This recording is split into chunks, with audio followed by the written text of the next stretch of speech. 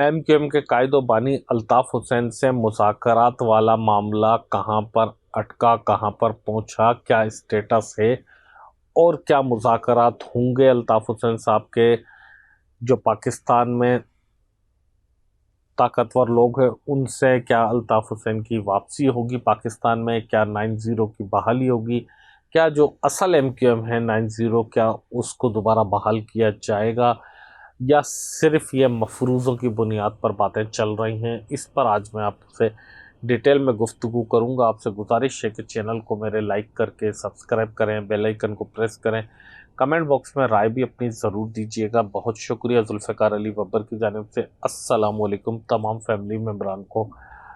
देखें, MQM London आम हरूफ में लोग उनको कहते हैं, लेकिन वो लोग नाराज़ होते हैं। एमक्यूएम 90 कहते हैं कि हमारा नाम है, हमारे बानी और कायद अल्ताफ हुसैन है। इसमें कोई शक नहीं है। मैं तो समझता हूँ एमक्यूएम पाकिस्तान जिसका नाम है उसके भी बानी और कायद अल्ताफ हुसैन है। एमक्यूएम लंदन के भी अल्ताफ हुसैन है, एमक्यूएम साउथ अफ्रीका के भी अल्ताफ हुसैन है और एमक्यूएम अमेरिका के, एमक्यूएम लंदन के अलावा इन सब के भी, एमक्यूएम सऊदी अरब के भी बानी और कायद अल्ताफ हुसैन ही हैं। ऐसा मैं समझता हूँ। ज़रूरी नहीं है कि मेरी राय से कोई इत्तेफाक करे या ना करे। ज़की भाई बताएंगे कि इत्तेफाक करना है या नहीं करना है। खैर, बात यह है कि मुज़ाकरात वाली बात हो सकता है कुछ लोगों को ये मेरी बात गुफ्तगू अच्छी ना भी लगे, तो उनसे मैं पेश की माज़रत चाहता हूँ। अभी आपने देखा कुछ दिन पहले या पिछले दिनों बहुत सारे यूट्यूबर्स नए नए आए, बहुत सारे लोगों ने जो है ये बातें की, दो तीन बातें की। एक तो आफाक अहमद से उनके राब्तों की बातें की और एमक्यूएम पाकिस्तान से राब्तों की बातें हुई और मुज़ाकरात की बातें हुई। तो मैं आज फ़िलहाल सिर्फ इनसे मुज़ाकरात वाली बात आपके सामने रखने जा रहा हूँ। बाकी चैप्टर पर फिर कभी बात करेंगे। आप थोड़ा सा समझें कि मैं क्यों सिर्फ एक मौजू पर बात कर रहा हूँ। बड़ा मुश्किल हो जाता है, बड़ा प्रेशर होता है। खैर, बात यह है कि इस वक्त मुज़ाकरात जो हो रहे थे वो फ़िलहाल तातुल का शिकार हो चुके हैं। फ़िलहाल वो सर्द मेरी में जा चुके हैं। मैंने कहा था मेरी बातें शायद किसी को अच्छा ना लगें, लेकिन इस वक्त मुज़ाकरात का अमल बिल्कुल रुक चुका है और मुज़ाकरात बिल्कुल किसी दूर जगह पर उठाकर रख दिए गए हैं। इस फाइल की तरह के बाद में कभी देखेंगे, उसको बिल्कुल मना भी नहीं किया है। लेकिन इस वक्त अगर आप देखें तो ना तो मुज़ाकरात हो रहे हैं, ना फौरी तौर पर होने के हालात दिखाई दे रहे हैं। अब आप मुझे भी कोट करेंगे, मैंने भी ये बातें कही थी, लेकिन मैंने शायद एक साल पहले की थी। मेरे बाद बहुत सारे लोगों ने की थी। उन्होंने मुझे देख के शायद हो सकता है की हो या कहीं और से हो सकता है खबर आई भी हो।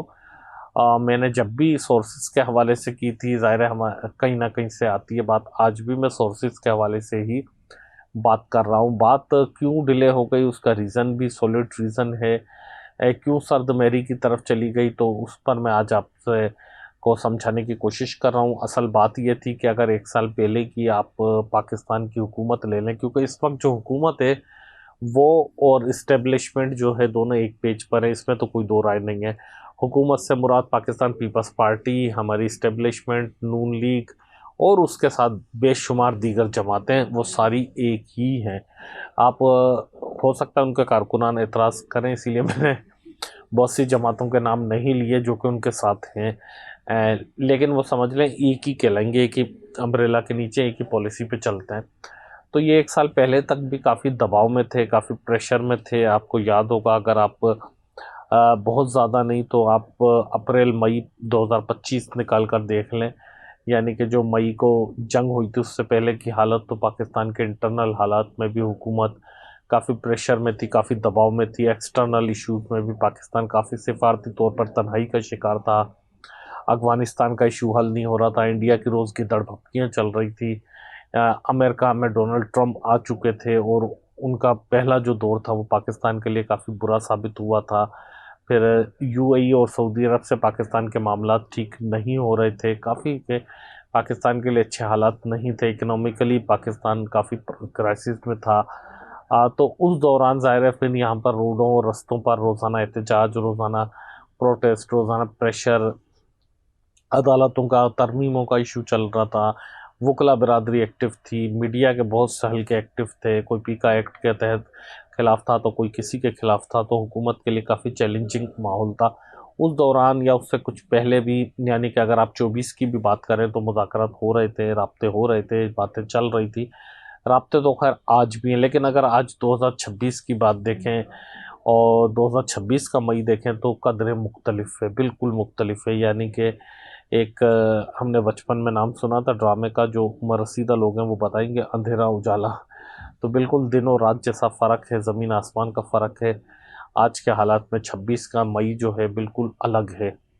या आज पाकिस्तान डोनाल्ड ट्रंप के बहुत करीब है, और हुकूमत के तमाम ही धड़े, हुकूमत और उसके सारे धड़े, यानी कि नून लीग, पीपल्स पार्टी और बाकी लोग के पाकिस्तान, वो सारे के सारे एक पेज पर हैं। उनमें इख्तलाफात नहीं हैं पावर शेयरिंग को लेकर, पॉलिसीज़ को लेकर। इसी तरह फिर अमेरिका से उनके बड़े अच्छी अंडरस्टैंडिंग है, चीन के साथ भी ठीक है हालात, रूस से भी अच्छी दुआ सलाम है, इंडिया प्रेशर में है, और उसके अलावा ईरान से अच्छे ताल्लुकात हैं, सऊदी अरब से आइडियल रिलेशनशिप हो गए, बाकी गल्फ़ ममालिक से अच्छे ताल्लुकात हैं, तुर्की और मिस्र जैसे मुल्कों से अच्छे ताल्लुकात हैं, यूरोप से बहुत अच्छे ताल्लुकात हैं।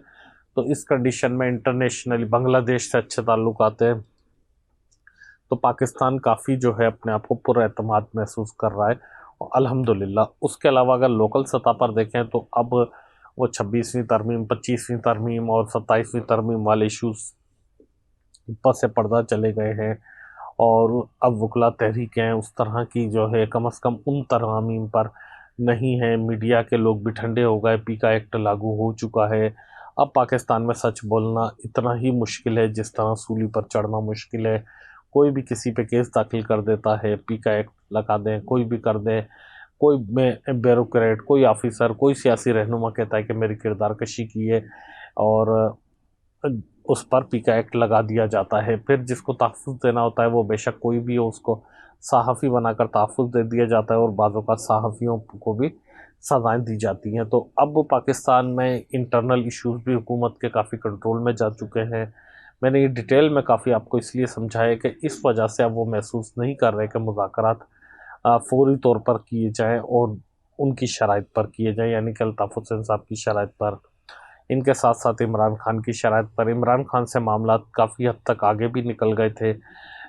अल्ताफ़ हुसैन साहब से 24 में मामलात अच्छे थे और 25 तक चले थे।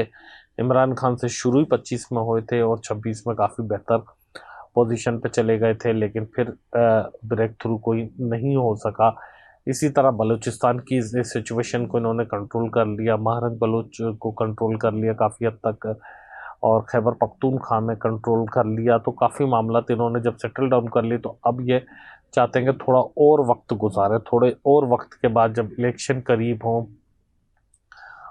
तो उस टाइम पर ये बातचीत करें, इलेक्शन का माहौल बनाएं, क्योंकि इस इलेक्शन, इस असेंबली और इस हुकूमत के होते हुए कोई भी बड़ी पार्टी, बड़ा रहनुमा मुज़ाकरात में नहीं जाएगा जब तक उसको कुछ दिखाई नहीं देगा। यानी कि आज अगर अल्ताफ़ हुसैन को कहें कि आप आ जाएं बात कर लें, तो वो ऐसे नहीं आएंगे, ऐसे बात नहीं करेंगे, किस पे भरोसा करेंगे, और वो नहीं आ सकते अभी। लेकिन अगर इलेक्शन हो, उनको लगे कि फेयर एंड फ्री इलेक्शन हो रहे हैं और उनके लोगों को सियासी सरगर्मियों की इजाज़त है, उनके लोग सीटें निकालने में कामयाब होते हैं, उनको कोई रुकावट नहीं डाली जाती है असेंबलियों तक, ऐवानों तक पहुंचने में, तो फिर शायद वो बहुत सारे फैसले दूसरे अंदाज में ले। यही इमरान खान की बात है, यही बाकी लोगों की बात है।